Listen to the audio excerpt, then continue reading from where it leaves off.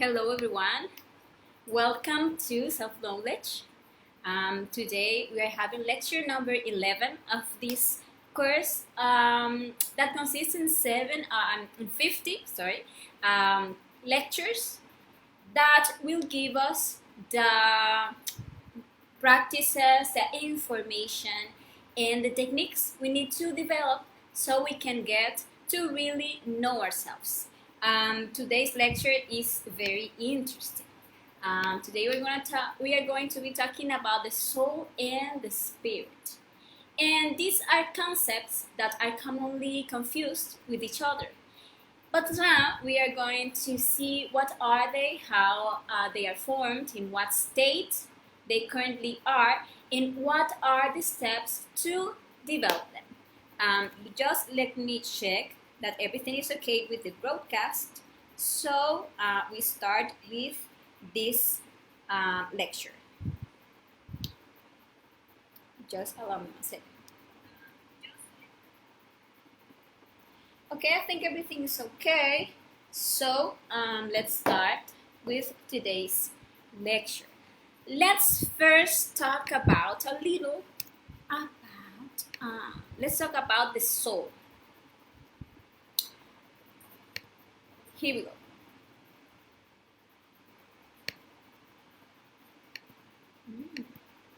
Let me see. Just a moment. Okay, here we are.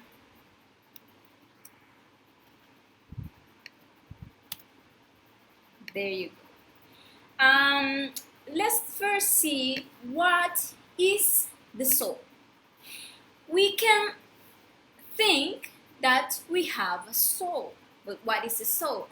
As we see here, a soul is a set of virtues, of powers, of faculties, and forces that each one of us has latent in our presently contaminated essence. So if we reflect on the fact that the soul is a set of virtues, powers, faculties, forces, and at the same time we observe ourselves, we will see that we don't have them. And instead, we have many psychological defects, many negative ways of being that keep us in a state of spiritual misery, weakness, of lack of self-control, and ignorance. So if we reflect on this, we will realize that we really are soulless. And that is the reason why we, as humans, are capable of cruel atrocities and damages against others, against nature, and against ourselves.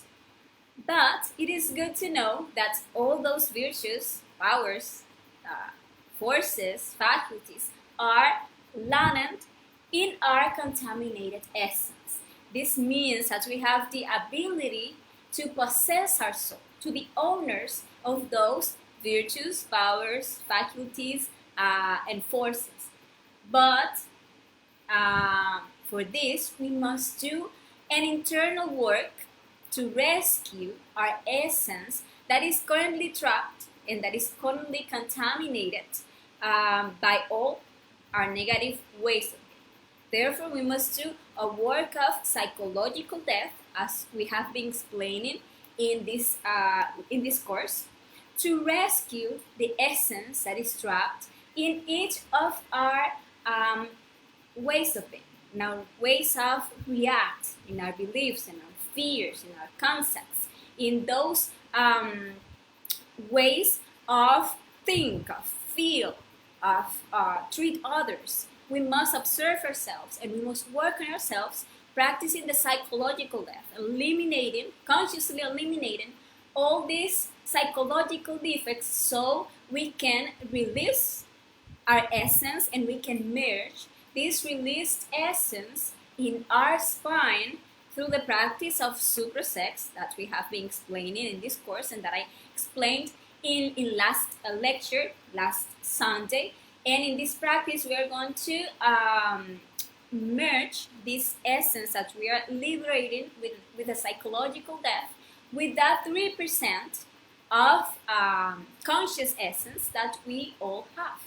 And this way, we are going to be, let's see, or become more conscious every time as we do this work on ourselves. We are going to become more conscious beings, but with multiple faculties, with multiple virtues and powers. But as we can see, to achieve this is required a voluntary effort on our part, since it is a long process that requires a lot of work and a lot of patience. Sometimes we tend to believe that we are going to awaken consciousness just by assuming things, just by realizing something, just by realizing that we are here for something else than just being born and reproduce or making money and die. And we think that just because I know that, or just because I know that, I don't know, the government is controlling us, or that there are bad forces against us, etc., we think that we are just awakening.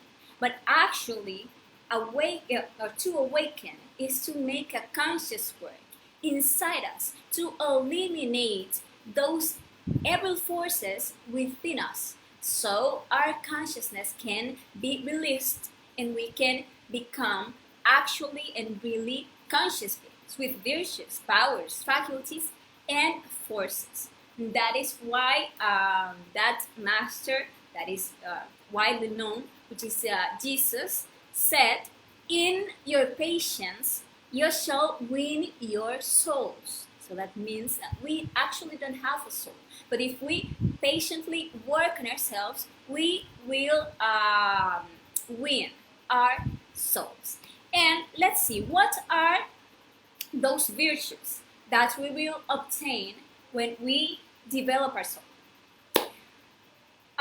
Once we understand a psychological defect and we eliminate it by applying psychological depth, which is self-observation, to find those negative ways of being that manifest through us, through our mind, in thoughts, through our emotions, like, I don't know, anxiety, anguish, hate, fear, so on, and through our words, the way we speak, how we treat others, in our reactions, in our actions, in our sex, the way we use our variable sexual energy. Once we observe a psychological defect, we must judge it to realize it is actually a defect. It is not part of my consciousness, but it has my consciousness trapped. And I just judge it that I know I must eradicate that way of being from me. Maybe my laziness, or my fear, or my sadness, my depression, my anxiety, my attachment to people, to those who hurt me, or to whoever. Once I realize and I judge a defect, I see how it is actually misusing my energy, I must ask my consciousness, that part of my consciousness, that's my divine mother, to eradicate from me that way of being and practicing the psychological path. And once I get to eliminate a defect, that conditioning just dies. And the conscious part that resided inside the defect, that was the real, that was the true thing, is released. Therefore, this is transformed from being a psychological defect that subjected me, that enslaved me, and that conditioned me to think, to feel, to speak, and to act in an erroneous ways to the detriment of others and myself, to now being a conscious virtue that understands, that serves, that truly loves others as myself. For example, if I understand and I eliminate my defect of lust, observing, studying, understanding, and eliminating, as I was explaining, all my ways of being that lead me to spill my sexual energy through pornography, masturbation, sexual fornication with a partner, homosexualism, oral sex, anal sex, and so on. If I get to eliminate my sexual perversion, in short, all the details that comprises my lust, I will rescue from the depth of this a lot of consciousness about the importance and the value of the sexual energy. I will rescue the ability to have dominion on myself, and I will no longer be subjected to act according to the conditioning to which my lust has subjected me. If, for example, I see a naked person, I mechanically blush and I get excited, or I feel the need to masturbate. Actually, if I eliminate that, everything that I'm feeling, everything that I'm thinking, when I'm feeling that lust working or manifesting inside of me, if I eliminate that, I will rescue comprehension and enormous power over my mind, over my emotion, and over my sexual organs. And all this will result in the virtue of chastity, understanding that chastity is not celibacy, but chastity is the ability to make a wise use of our sexual creative energy, to use it to create ourselves internally.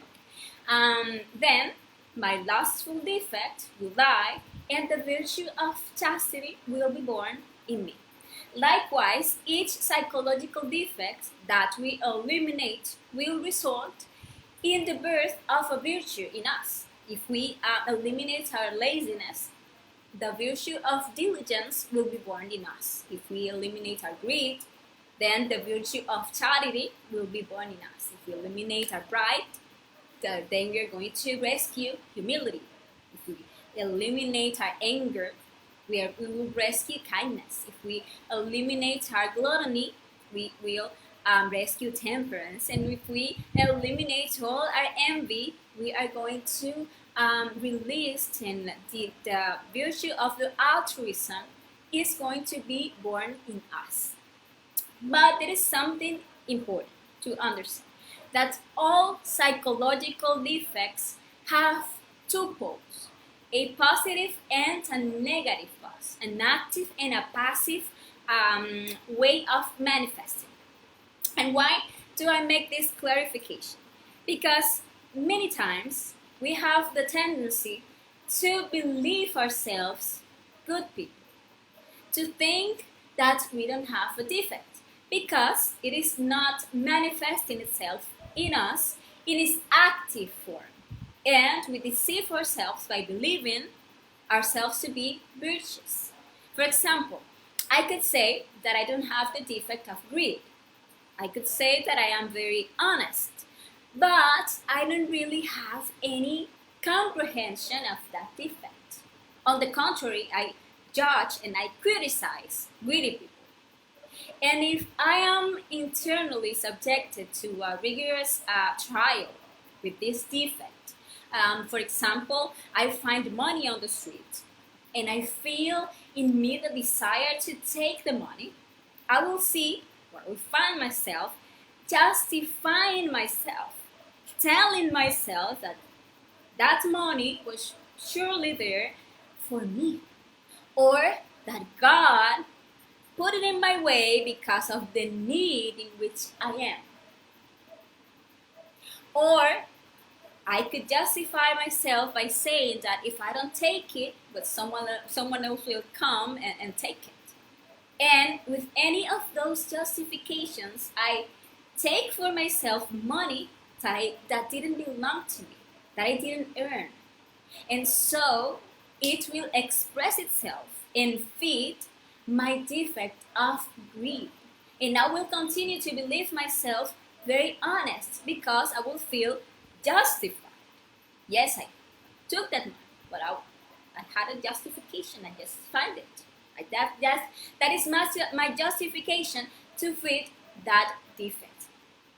And actually we do that with all our defects, and we feel good people and justified, and thus we never discover our own inner weakness, and we never arrive at a true change, and we never become truly virtuous people. Hence the importance of observing the defects at both poles, understanding and eliminating them in order to rescue the virtue of the soul that is trapped in this defect, in its active form and in its passive form. I wanted to make that clarification. Now let's see what are the powers.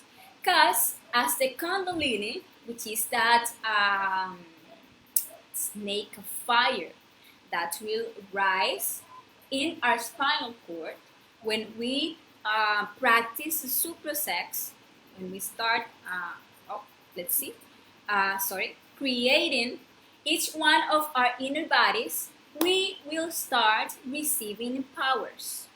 So as we talked in last lecture, once we by using our sexual energy in a wise way, by practicing the suprasex with our partner, the first thing that we are going to do with that energy is that we're going to regenerate our physical body that is currently in a lunar condition, subjected to many illness, to many diseases and ailments.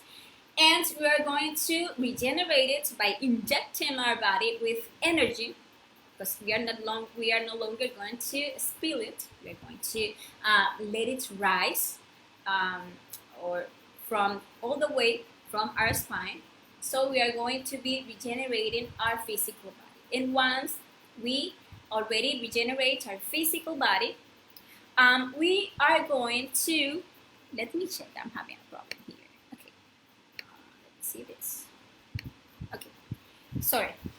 Once we regenerate our physical body and we have now a solar physical body, we will have the power over the earth elements. So we are going to be able to rule the elementals of the earth, which we know as the gnomes, as those fairies. And actually we're going to be to have the ability to have contact with those elementals, and we are going to have the power to rule them. And once we regenerate our vital body and return our vital body into a solar vital body, we are going to have the power over the water element. And we are going to be able to rule the undines and nirits that are the elementals of the water. So we will actually have the power to command the elementals of the waters. Once we create, using our sexual energy, our solar astral body, with this body we are going to have the power to travel to any place or any star in this galaxy. We can enter to the fifth dimension anytime we want. That means that every time, if we already have a solar astral body, every time we go to sleep, our physical body just lies asleep, or if it lies asleep during meditation, we will be able to unfold consciously to the fifth dimension at will every time. And we are going to be able to travel to the different stars in the galaxy. That's the reason why it is called astral body. Because with this body, with our solar astral body, we can travel to all astros in the galaxy. And once we create inside us a solar mental body, we can go into the mental world every time we need it. That is the power we are going to achieve by creating our mental body. Also, we are going to have contact with the sylphs and sylphids, which are the elementals of the air, because we are going to have a dominion and power over the air element, and we will be able to receive the wisdom of those elementals, of the sylph and sylphids of the air.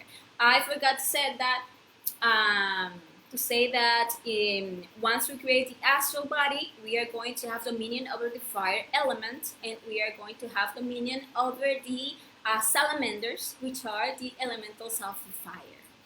And once we create a solar castle body, we will have the power to rule all nature. At this point, we are going to be already masters. So a master at this point has great powers. He can literally perform great miracles and wonders. But as he is a conscious being, he will not do them to show himself or to make demonstrations for the unbelievers, but he will use his powers wisely for the benefits of humanity. Those are the powers that we will achieve while developing our soul. Because develop our soul is working on the creation of these bodies, working on the psychological death, working on the sexual transmutation, which is the spiritual birth, and working with the sacrifice of humanity, which is developing love for all humankind. By doing that work, and I'm going to talk about that, we are going to be developing our soul. Once, let's say that with the development of our soul, we will also develop certain faculties that will be the development of our own internal senses. We already know our 5 physical senses, the sight, the touch, the 5 physical senses. But we actually have some internal senses that actually we unknown. And once we develop our soul, these senses, these faculties, will be developed inside us. On each of the initiations, so the creation of each body is an initiation, we are going to receive faculties, which are actually latent in all human beings, but that we ignore how to develop them and how to handle them. With the first initiation, which is the creation of the physical body, we are going to receive the faculty of communication with elementals. We already know that. With the second initiation, which is the regeneration of the vital body, we are going to receive the ability to remember our past lives.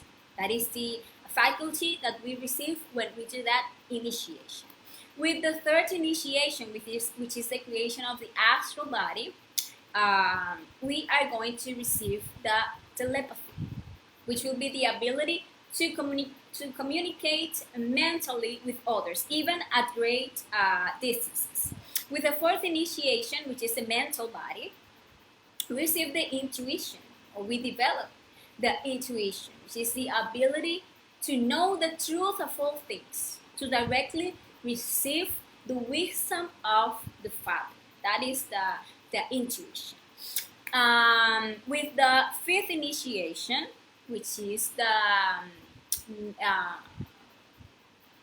causal body, we receive a wonderful gift, which is the clairvoyance, that magical ear, and also the gift of tongues.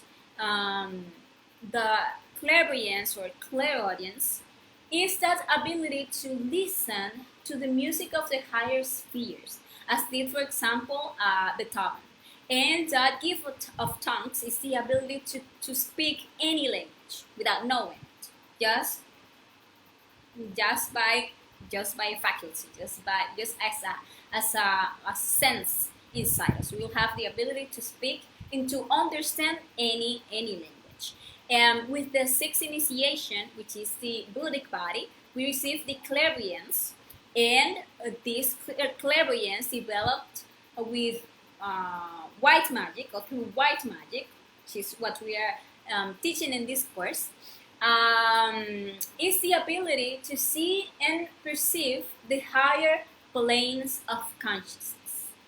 And with the clairvoyance that the black magicians achieve, they are only capable of seeing people's defects and reading their minds. But a white magician actually can see that and more. He can see actually our being, our essence. He can see our future, but not only of this existence in our past, not only of this existence, but all the existences we have lived.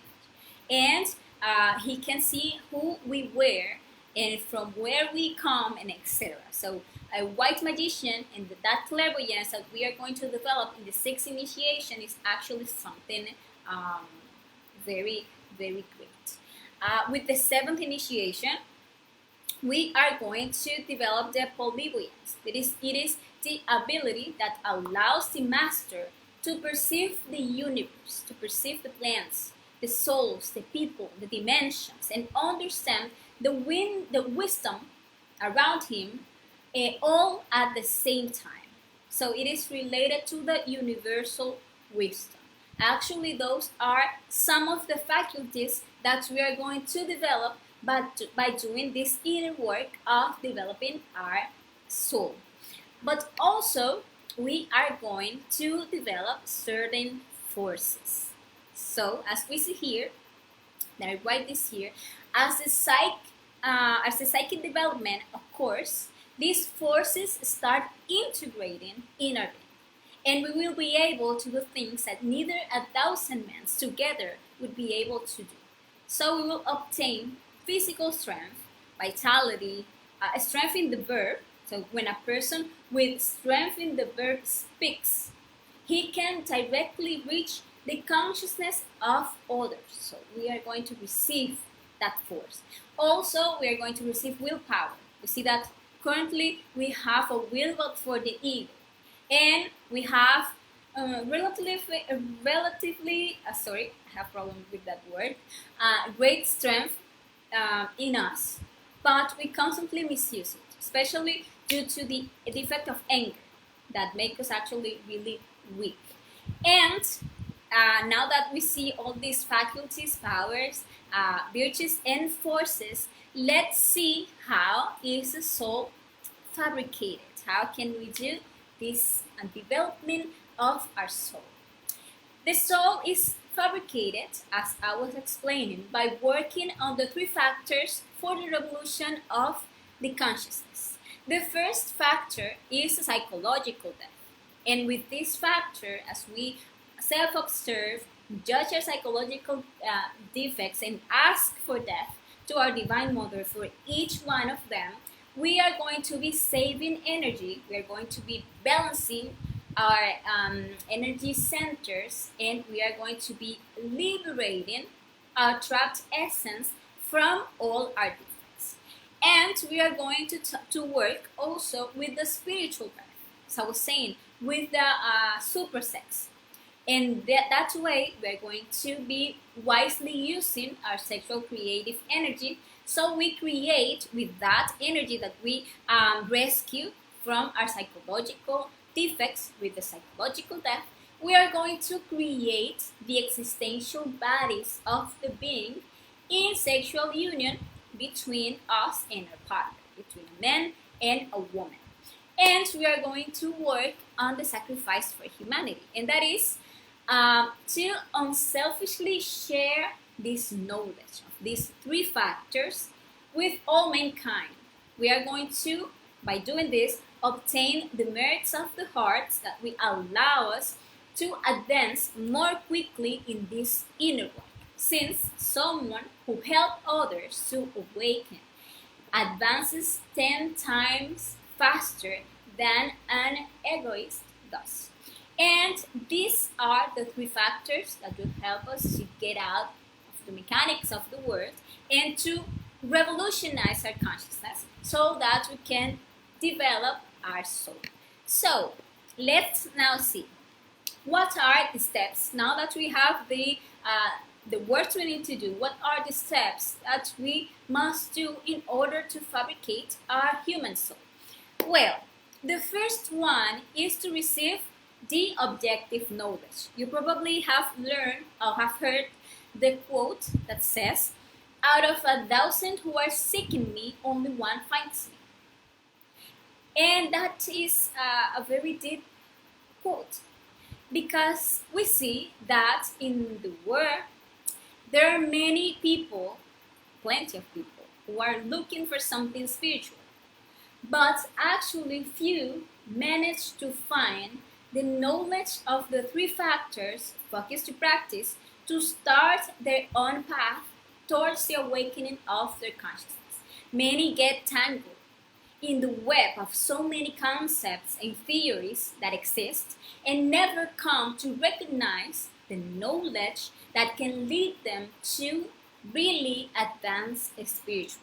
So the first step is to receive the objective knowledge, to receive the knowledge that by practicing it, we are going to actually develop our soul. The second step is to start practicing the three factors. I can receive the knowledge. I can be here now in this lecture, listening at this three factors, learning about the psychological death, about the spiritual birth, about the sacrifice for humanity, but I can just do nothing.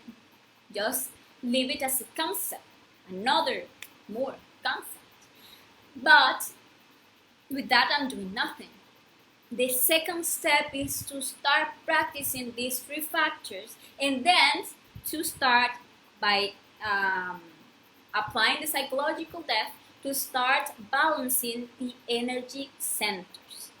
And you see that that quote also said, out of 1,000 that finds me, only one follows me. Because out of 1,000 people who find the objective knowledge, only one begin to practice it. If we begin to practice the knowledge, we will begin to follow the path.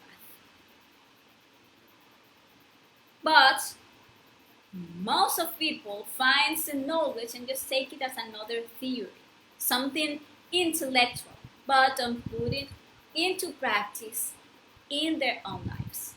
The fourth step is to have a stable partner, so they can start also practicing the spiritual life.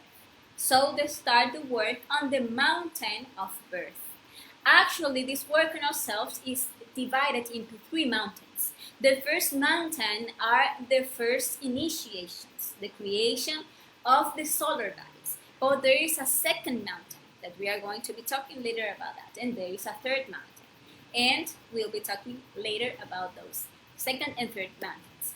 After we have a stable partner and we start working on the suprasex, so we start our work on the mountain of birth, which is the first mountain, we are going to rise the waters, which is the fifth step. So what are we going to do? We're going to make our waters, which is our sexual energy, ascend through our spinal cord.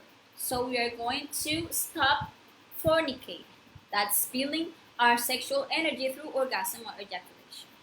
And when we get to this point of our inner work, that we are actually saving our energy and we are making it ascend through our spine in this practice, astrally we are going to see how the water, instead of going down, it begins to rise.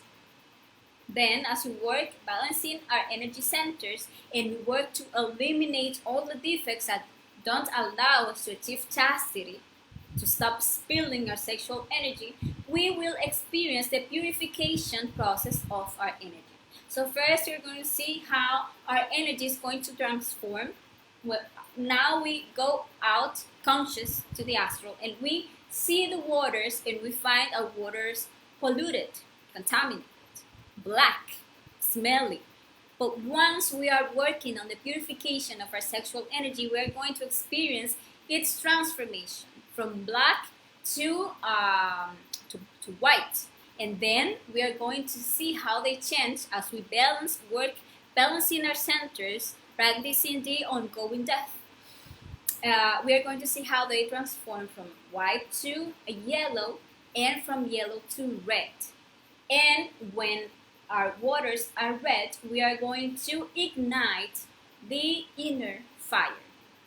Once we ignite our inner fire, and that Kundalini snake starts to rise within us, we are going to pass to the sixth step, which is receive the silver sword. That is a sword that we are going to receive in the inner world, in the astral world. We are going to experience how our being is going to receive our silver sword. At first, it will be a very small sword with most of the time with a white hilt that will grow as we advance in our initiations. And once we complete those 6 steps, we are going to complete the 5 initiations of major mysteries. That is the creation of the solar bodies, so we can actually develop our human soul. So we become real men. Actually, in this moment, we are not real men. We are just intellectual animals because we don't have an inner constitution. But once we work on ourselves and we create ourselves internally and we create those first 5 bodies and we join those 2 bodies, the Buddhic and the Atmic, we are going to become real men. And once we complete the 5 initiations of major mysteries, we need to choose the direct path in the 5th initiation. So once we are there in the causal world, creating our causal body, we are going to be faced with a trial. And we will need to choose between the path of the nirvana and the direct path. And here, the third part of the quote that I was saying is where it gets sense. When it says, out of 1,000 that follow me, just one is mine. That means that out of 1,000 people who start practicing the 3 factors for the consciousness revolution, only one who gets to that point choose the direct path. The other 999 choose the nirvana. And choosing the nirvana is abandoning the path and is betraying our intimate Christ. And choosing the direct path is to make the will of our Father. In later lectures, we are going to be deepening in that topic, so we can get to understand that better.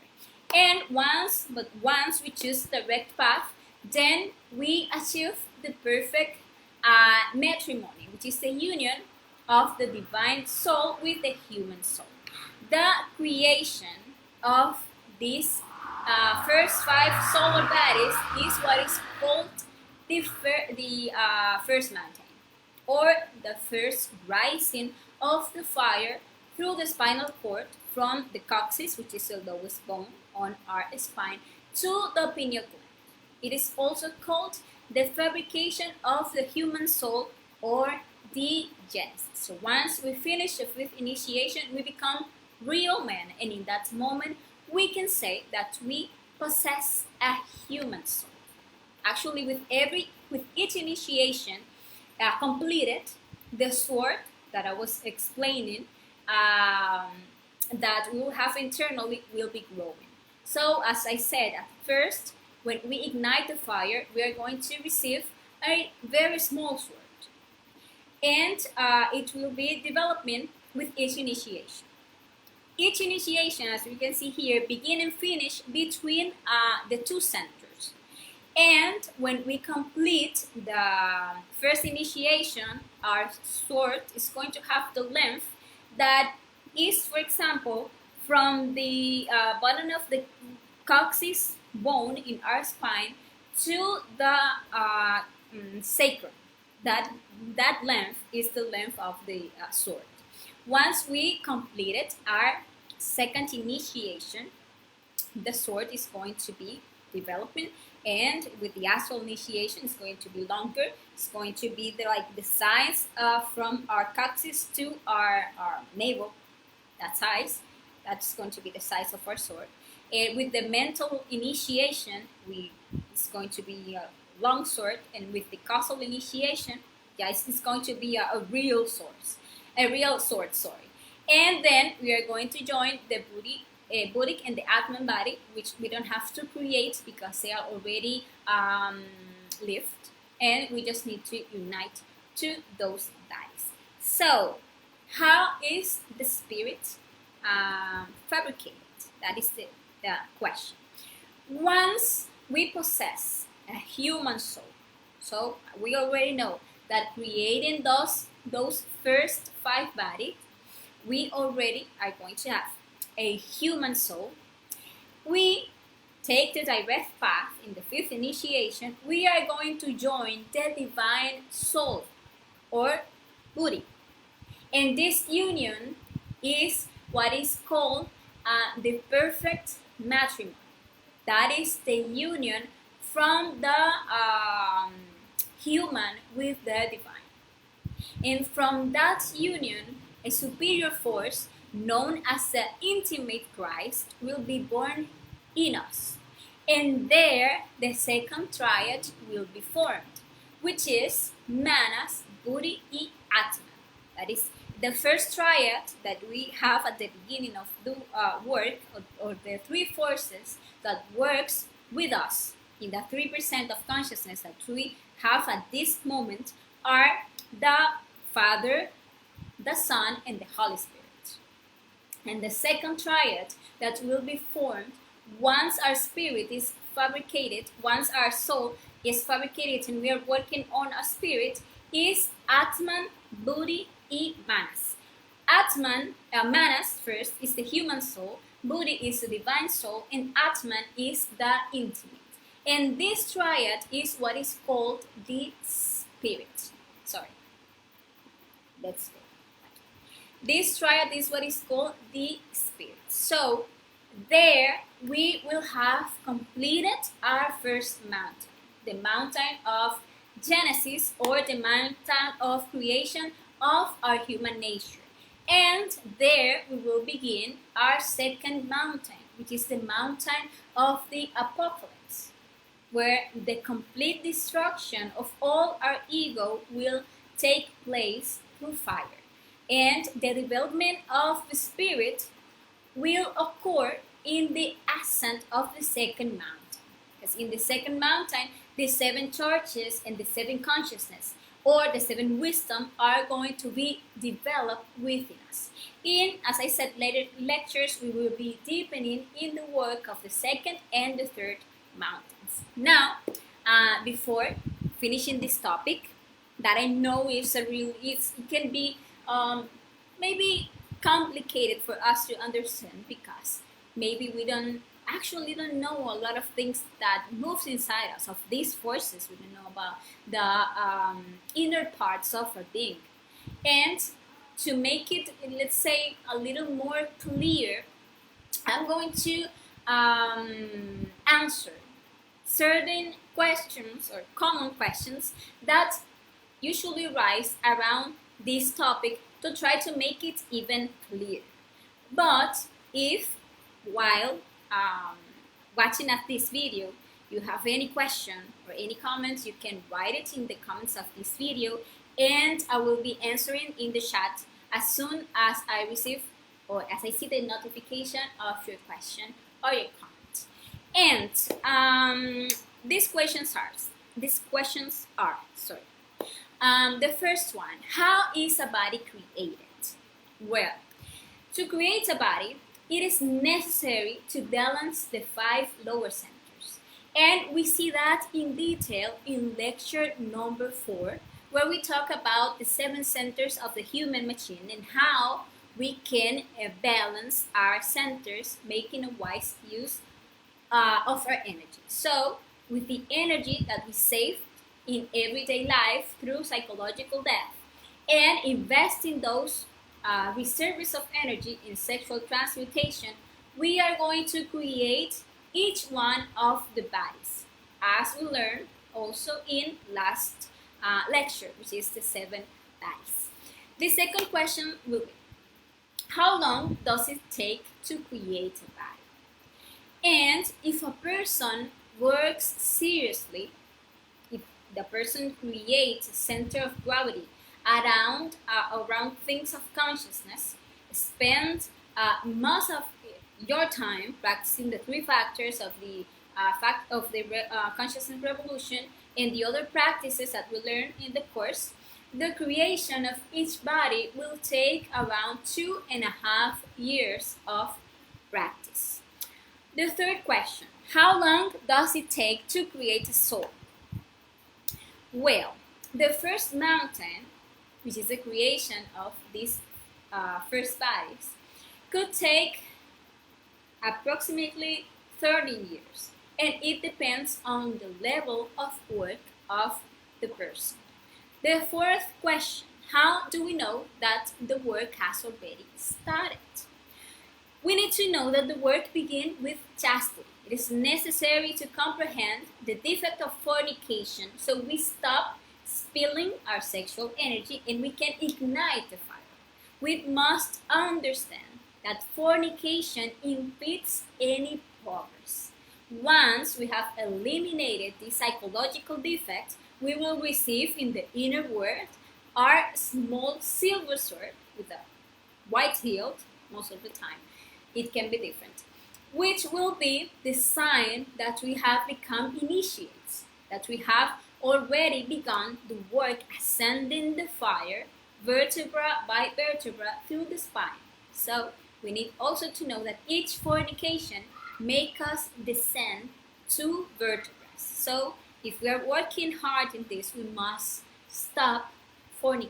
We must stop letting our sexual energy get out of us.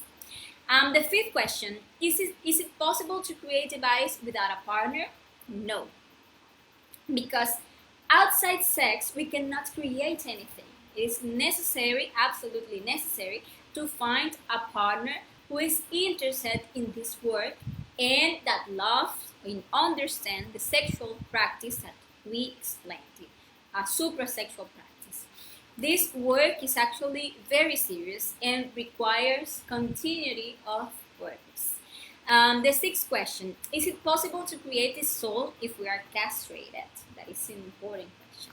And the answer is no. In order to create a soul, it is necessary to have the sex glands in perfect conditions.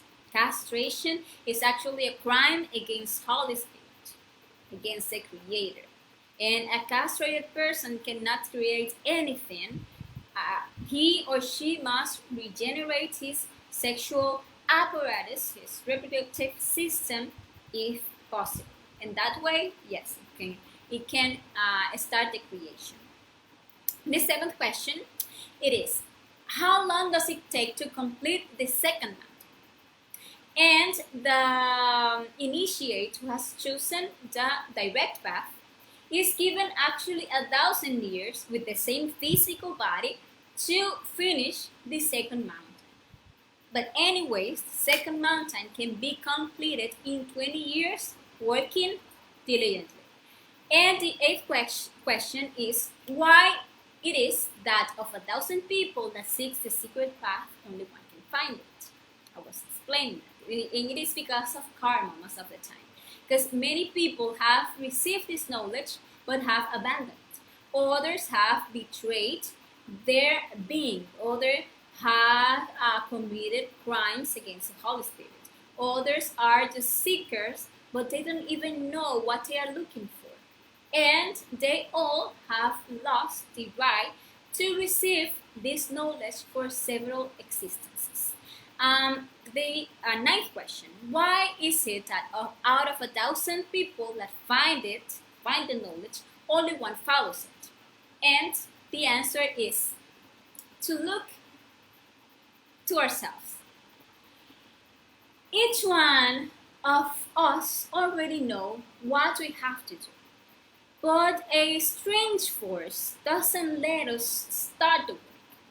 And we feel satisfied just by listening to these spiritual topics. And during a period of time, we attempt to do something, but that eye of laziness, of sloth, and also our personality will make us return to our old habits. So if we don't make an extra effort helping others,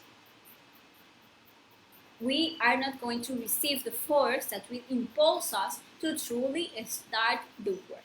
So we need to overcome our bad will and start doing. And the last question that I'm going to answer is, why is it that out of 1,000 people that follow the secret path, only one achieves self-realization? And as I was saying, the thing is that in the moment of choosing the path, 999 choose the Nibbanic path and betray their intimate Christ because they fear the difficulties of the second one.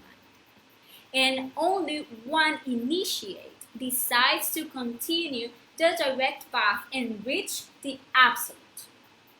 Actually, we don't wish the Nibbanic path upon even our worst enemy because it would establish a recurrence, and the being will never be able to eliminate the seeds of the ego from the psyche because that is a work that is done in the second mountain. So once we choose the Nibbanic path, it establishes a recurrence, and every time in every existence that we get to that point, we end choosing the Nibbanic path. So we enter like in a loop, and we never reach a self-realization. Well, this has been today's lecture, how to fabricate soul and spirit. As I said, if at any point watching at this video, watching at this explanation, you have any question, you can feel free to write it down in the comments, and I will be solving your questions there in the chat. I'm going to invite you next Sunday to our lecture number 12. Very interesting. It is called Return and Recurrence. And in this lecture, we are going to be talking about past existences, past lives, to really know if we had past lives and how we can know that. And we are going to be talking about what a deja vu is. Because there is something that is commonly experienced by many people, but then don't know why they experience that, why they go somewhere or know somebody and they feel inside that they already have been there before. They don't remember being there before. And you know someone and you feel like if you know that person from a lifetime, but you are actually knowing that person right now. And sometimes people don't know what is the answer to that, and you're going to be talking about that. And also we are going to be talking about our destiny and how we can modify it. So don't miss that interesting lecture next Sunday at the same time through this page. So this has been today's lecture. I hope it was helpful for you, and see you next Sunday. Ciao, ciao.